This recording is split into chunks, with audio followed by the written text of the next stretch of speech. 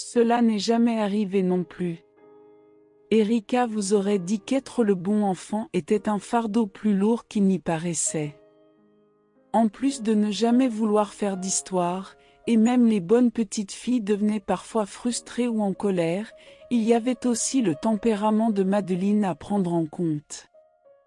Erika a appris à un jeune âge à surveiller son dos. Madeleine avait un penchant pour la pousser dans les escaliers ou sortir son pied pour la faire trébucher. Erika a passé sa vie à dormir avec un œil ouvert. Des années à la surveiller, à être prête à se défendre contre les attaques de sa sœur, c'était épuisant. Parfois, elle voulait être celle qui hurlait une tirade, qui essuyait le contenu d'une table au passage dans une rage indignée. Mais elle ne pensait pas que sa mère aurait pu gérer cela. Il y avait une lassitude dans les yeux de Paige si solide que vous saviez qu'elle saignait jusque dans son âme. En grandissant, les attaques de Madeleine contre son jumeau sont devenues plus sournoises. Ennuyée, semblait-il, des agressions physiques, Madeleine faisait des choses qui semblaient plus bénignes. Mais ces actes d'intrigue ont coupé Erika plus profondément que n'importe quelle échymose ou torsion d'un doigt ne le pourrait.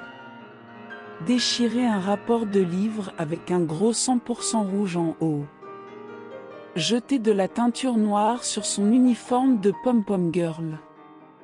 Erika a vite compris qu'il était plus facile de garder la tête baissée et de dire en privé à leur mère qu'elle avait réussi le test de mathématiques. C'était plus simple de ne pas se présenter comme étudiant. Le nombre extrêmement faible de personnes présentes, il n'était pas difficile de comprendre pourquoi. Que dirait-il ? Désolé pour votre perte. L'apparence maladroite et inconfortable de son père, qui lui tapotait l'épaule comme si elle était un cheval dans une écurie, un cheval dont il se méfiait un peu.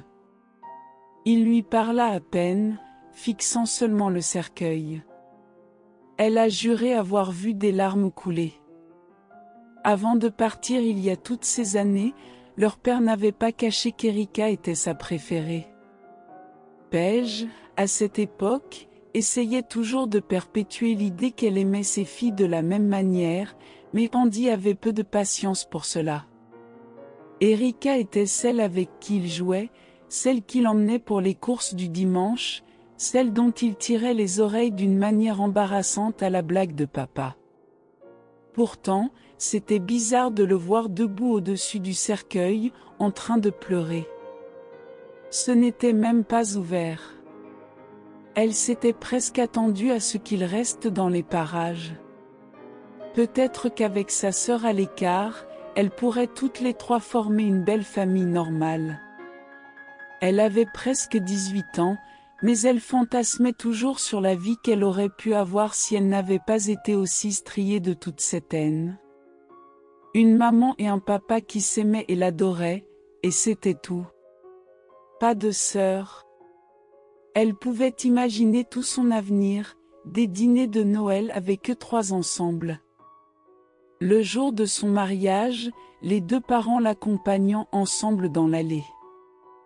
Une vie heureuse. Mais ce n'était pas le cas.